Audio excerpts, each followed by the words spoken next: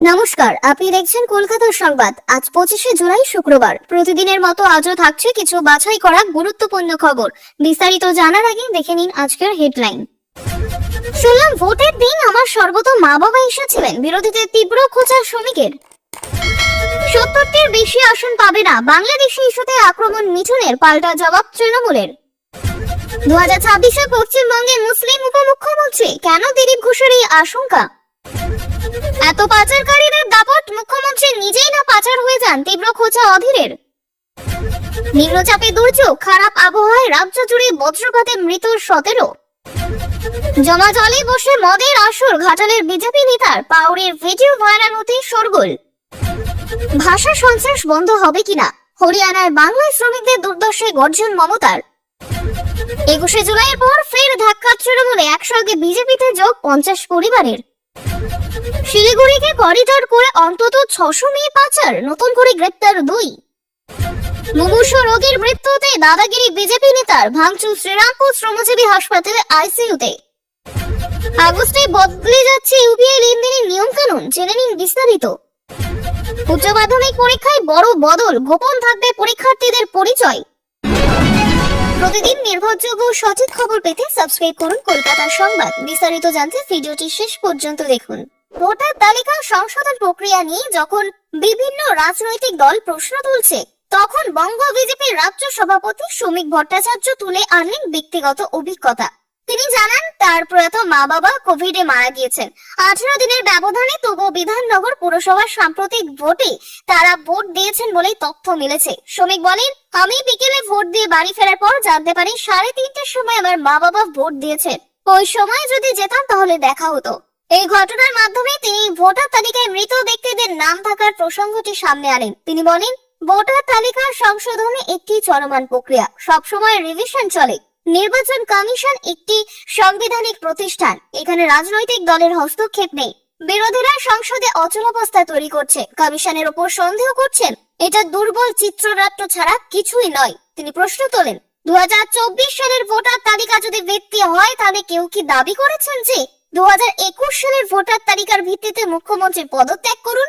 বিহারে ভোটার তালিকা থেকে 56 লক্ষ নিখোঁজ নাম বাদ যাওয়ার বিষয়টি উল্লেখ করে তিনি বলেন, মূল বিষয় মৃত ও ভুয়ো ভোটারের নাম বাদ দিয়ে একটি স্বচ্ছ তালিকা তৈরি করা হয়। শেষে তিনি জানান, রোহিঙ্গা মুক্ত, মৃত মুক্ত, ভুয়ো মুক্ত একটি পরিচ্ছন্ন ভোটার তালিকা গঠনের লক্ষ্যই নির্বাচন কমিশনের এই উদ্যোগ। সকলের উচিত এটি গ্রহণ করা। বর্ষা জল জমে ভোগান্তির চরমে ঘাটালের একাধিক এলাকায়, অনেকেই ঘরবন্দি। সেই সময়ে ভাইরাল হলো এক ভিডিও, যেখানে জমা জলের মধ্যেই বসেছে মদের আসর। অভিযোগ, ঘাটালের বিজেপি নেতা শ্রীকান্ত কারক জমা জলে বন্ধুদের সঙ্গে খোলা আকাশের নিচে পার্টি করছেন। ভাইরাল হওয়া ভিডিওতে দেখা যায় 3 ব্যক্তি জলের মাঝে ইট বসিয়ে তাতে রাখা হয়েছে মদের বোতল। তাদের মধ্যে একজন বলছেন, দেব মাস্টার প্ল্যান করবে বলে কথা রাখেনি, আমরা মাস্টার প্ল্যান করছি। এই মন্তব্যে ইঙ্গিত স্পষ্ট, বহু প্রতীক্ষিত ঘাটাল মাস্টার প্ল্যান দীর্ঘদিনেও বাস্তবায়িত না হওয়া নিয়ে হতাশা ও বিদ্রুপ। তৃণমূলের অভিযোগ, ভিডিওতে দেখা যায় ব্যক্তি ঘাটাল ব্লকের 5 নম্বর বিশিংহ অঞ্চলের বিজেপির পঞ্চায়েত সদস্য। শাসক দলের বক্তব্য, বন্যা ও জল যন্ত্রণায় ভোগা মানুষের দুর্দশার সময় মদের পার্টি শুধু অমানবিক নয়, রাজনৈতিক ভাবেও দৃষ্টিকটু। বিষয়টি নিয়ে শুরু হয়েছে রাজনৈতিক চাপানুতর। ঘাটাল তৃণমূলের ব্লক সভাপতি দিলীপ মাঝি বলছেন, এটাই বিজেপির আসল চেহারা। ঘটনায় অস্বস্তিতে বিজেপি। ঘাটালের বিজেপি বিধায়ক জানান, আমি ভিডিওর বিষয়ে কিছু জানি না, যদি সত্যি হয়ে থাকে দল উপযুক্ত ব্যবস্থা নেবে। বিজেপি এই ধরনের কাজকে সমর্থন করে না। অভিযুক্ত শ্রীকান্ত কারক এখনো কোনো মন্তব্য করেননি, তবে স্থানীয়দের একাংশের এই ভিডিও দেখে ক্ষোভ প্রকাশ করেছেন। সোশ্যাল মিডিয়ায় অনেকেই একে দায়িত্ব জ্ঞানহীন আচরণ বলে কটাক্ষ করছেন। ভিন রাজ্যে বাংলা ভাষীদের হেনস্থার অভিযোগ নিয়ে উত্তপ্ত রাজ্য রাজনীতি। তৃণমূল কংগ্রেস দাবি করেছে, বিভিন্ন রাজ্যে বিশেষ করে বিজেপি শাসিত এলাকায় বেছে বেছে বাঙালিদের হেনস্থা করা হচ্ছে। এই ইস্যুতে 21শে জুলাই জনসভা থেকে ভাষা আন্দোলনের ডাক দিয়েছেন মুখ্যমন্ত্রী মমতা বন্দ্যোপাধ্যায়। একই সঙ্গে সংসদেও এই বিষয়ে প্রতিবাদে সরব হয়েছেন তৃণমূল সাংসদেরা। এই প্রেক্ষিতে মুখ খুললেন বিজেপি নেতা ও অভিনেতা মিঠুন চক্রবর্তী। বৃহস্পতিবার জোড়াসাঁকোর হরিয়ানা ভবনে একটি সাংগঠনিক বৈঠকে অংশ নিয়ে তিনি বলেন, এই অভিযোগ ভিত্তিহীন, পুরোপুরি মিথ্যা কথা বলা হচ্ছে। আমি নিজে বেঙ্গালুরুতে একটি হোটেল চালাই, যেখানে অধিকাংশ কর্মী বাঙালি। সেখানে কোনো বাংলাদেশি নেই। তার দাবি, যারা বাংলাদেশ থেকে এসেছেন তাদের চিহ্নিত করা হচ্ছে। এটাকে ইচ্ছাকৃত বাঙালি নির্যাতন বলা হচ্ছে, যা সঠিক নয়। পশ্চিমবঙ্গে এই ধরনের সমস্যা আরো বেশি রয়েছে বলে মন্তব্য করেন তিনি। তৃণমূলের পাল্টা বক্তব্য, কেন্দ্র যদি নির্যাতনের ঘটনা অস্বীকার করে তাহলে বাংলাদেশে পাঠিয়ে আবার তাদের ফিরিয়ে আনা হচ্ছে কেন? তৃণমূল নেতা দেবাংশু ভট্টাচার্যের মন্তব্য, ওড়িশায় বাঙালিদের হেনস্থার ঘটনা নিয়ে সেখানকার সরকারও তদন্তের আশ্বাস দিয়েছে, অথচ কেউ কেউ বাস্তব পরিস্থিতিকে অস্বীকার করছে। এই নিয়ে বিতর্ক তুঙ্গে, তবে সাধারণ মানুষের মধ্যে বিভ্রান্তি এড়াতে আরো স্পষ্ট তথ্য প্রমাণের দাবি উঠছে। নতুন করে দল গঠনের ভাবনায় রয়েছেন ভরতপুরের তৃণমূল বিধায়ক হুমায়ুন কবির। সম্প্রতি তিনি দলীয় কিছু কর্মীর বিরুদ্ধে অসন্তোষ প্রকাশ করেন এবং ইঙ্গিত দেন যে প্রয়োজনে তিনি নতুন দল গঠন করতে পারেন, যদিও তিনি এখনই স্পষ্ট কিছু জানাননি। তবে তার এই মন্তব্য ঘিরে শুরু হয়েছে আলোচনা।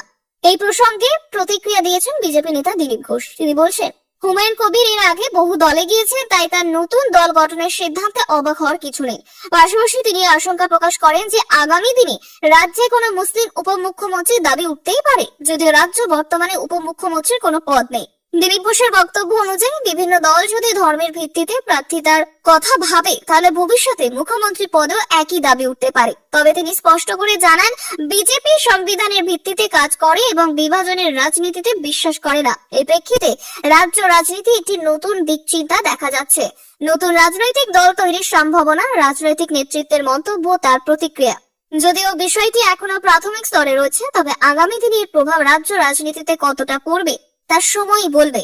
এই মুহূর্তে হুমায়ুন কবির বা তার ঘনিষ্ঠ মহল থেকে কোনো নির্দিষ্ট ঘোষণা না আসায় রাজনৈতিক মহল পর্যবেক্ষণ করেই চলছে পরবর্তী পদক্ষেপ। নিম্নচাপের জেরে দক্ষিণবঙ্গে ভয়াবহ দুর্যোগ, জেলায় জেলায় বজ্রবিদ্যুৎ সহ বৃষ্টিতে প্রাণ হারালেন অন্তত 17 জন। মৃতদের মধ্যে রয়েছে কৃষক, সাধারণ মানুষ, আহত হয়েছেন অনেকেই। শুধুমাত্র বাঁকুড়াতে বজ্রপাতে মৃত্যু হয়েছে 9 জনের। ওন্দায় 4 জন, বাঁকুড়া শহর, কতুলপুর, ইন্দাস, পাত্রসায়র ও জয়পুরে 1 জন করে মারা গিয়েছেন। অধিকাংশ ক্ষেত্রে বজ্রপাতের সময় মাঠে কাজ করছিলেন তারা। বর্ধমানেও বজ্রপাত কেড়ে নিয়েছে 6 জনের প্রাণ। জেলা বিপর্যয় মোকাবিলা আধিকারিক জানিয়েছেন, জেলার 6টি ব্লকেই মৃত্যু হয়েছে। রায়না 2 ব্লকের আলমপুরে 61 বছরের কৃষক, রায়না 1-এর তেয়ান্দুল গ্রামের 25 বছরের এক যুবক, গলসি 1 নম্বরের ফতেপুরের মদন বাগদি, খন্ডঘোষের মহিধারা গ্রামের পরিমল দাস, আউশ গ্রামের দোয়াশ হাটমারায় রবীন টুডু, মঙ্গলকোটের চানক গ্রামের 66 বছরের বুড়ো মার্ডি বজ্রপাতে প্রাণ হারিয়েছেন। পশ্চিম মেদিনীপুরে চন্দ্রকোনা 2 নম্বর ব্লকের লাহিরগঞ্জে বজ্রঘাতে মৃত্যু হয়েছে লক্ষ্মীকান্ত পানের। দক্ষিণ দিনাজপুরের কুমারগঞ্জের ভগবতীপুর গ্রামের কমল সরকার বজ্রপাতে মারা গিয়েছেন। প্রত্যেকের দেহ উদ্ধার করে হাসপাতালে পাঠানো হয়েছে। জেলা প্রশাসন মৃতদের পরিবারের পাশে দাঁড়াতে সরকারি সাহায্যের প্রক্রিয়া দিয়ে শুরু করেছে। আবহাওয়া দপ্তরের আগেই পূর্বাভাস দিয়েছিল, নিম্নচাপের জেরে রাজ্যে ভারী থেকে অতি ভারী বৃষ্টি হতে পারে।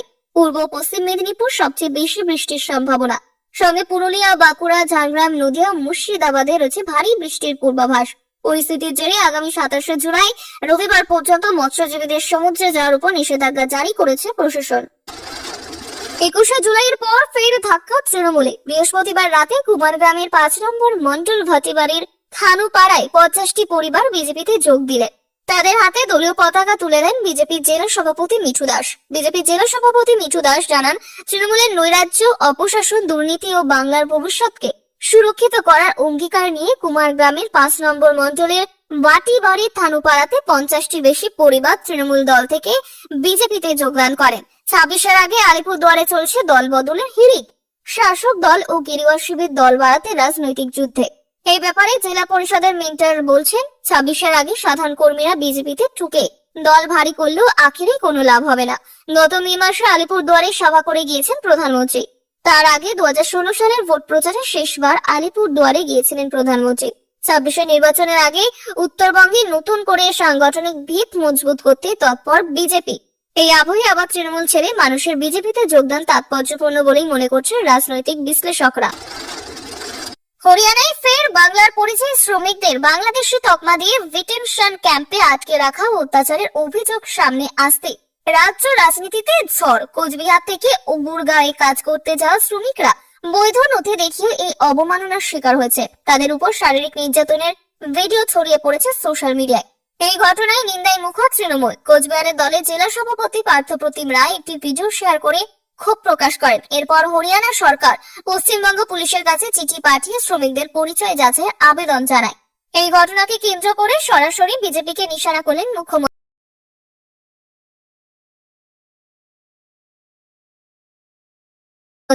বৃহস্পতিবার এক স্যান্ডেলে লেখেন, বাংলার পরিযায়ী শ্রমিকদের উপর একের পর এক অত্যাচার চলছে। বৈধ নথি থাকা সত্ত্বেও তাদের বাংলাদেশি বানিয়ে হেনস্থা করা হচ্ছে।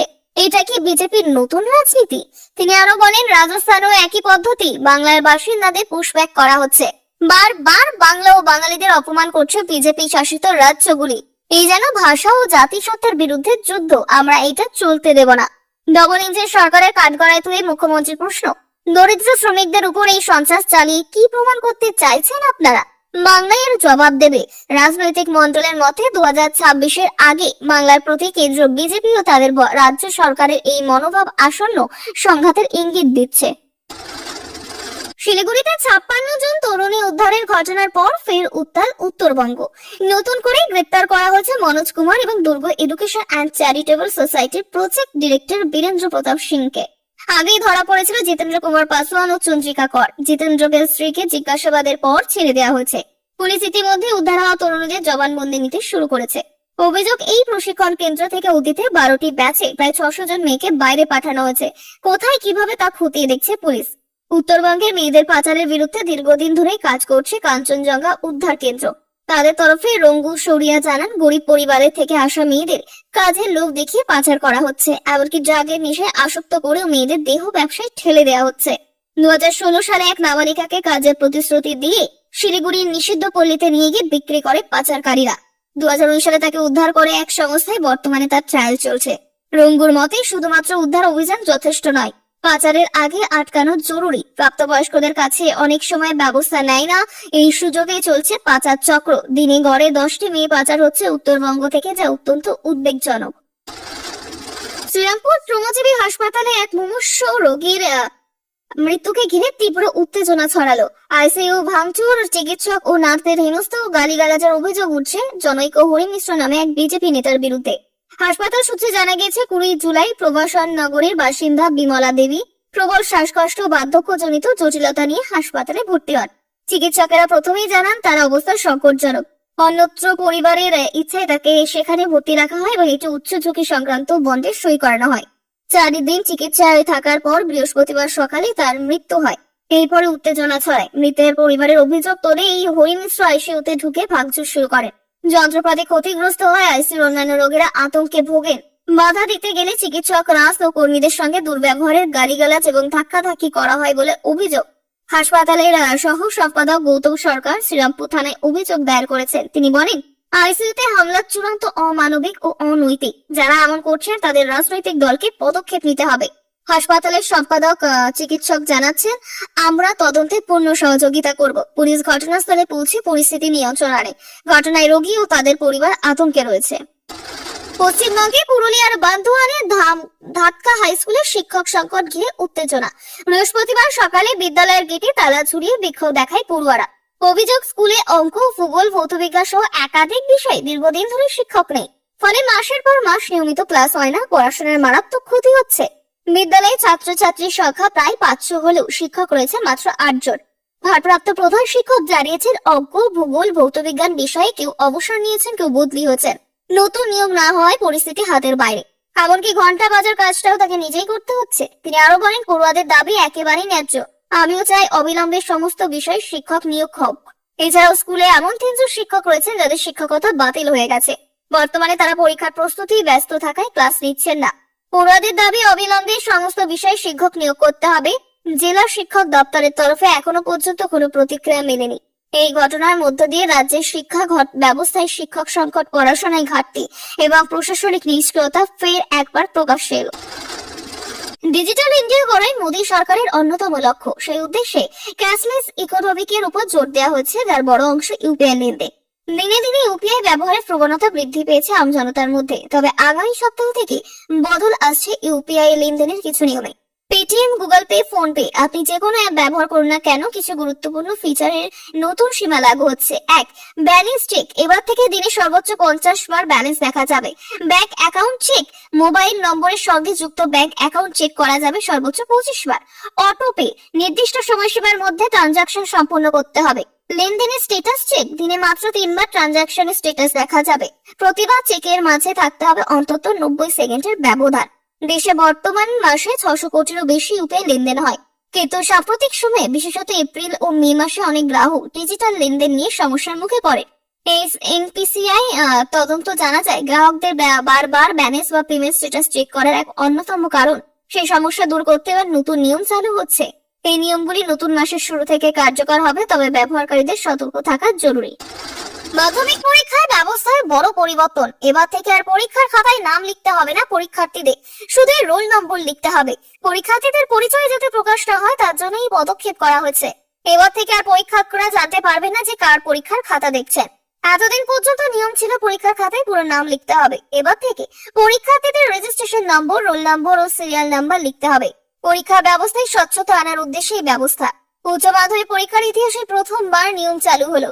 এবার উচ্চ মাধ্যমিক পরীক্ষা হবে সেমিস্টার সিস্টেমে। উচ্চ মাধ্যমিক শিক্ষা সংসদের সভাপতি চিরঞ্জীব ভট্টাচার্য আগে সে বিষয়ে দিন ঘোষণা বলেছিলেন যে সেমিস্টার শুরু হবে 4 সেপ্টেম্বর থেকে, চলবে 22 সেপ্টেম্বর পর্যন্ত। এছাড়া 4 সেপ্টেম্বর সেমিস্টার শুরু হবে আগামী বছর 12 ফেব্রুয়ারি, চলবে 27 ফেব্রুয়ারি পর্যন্ত।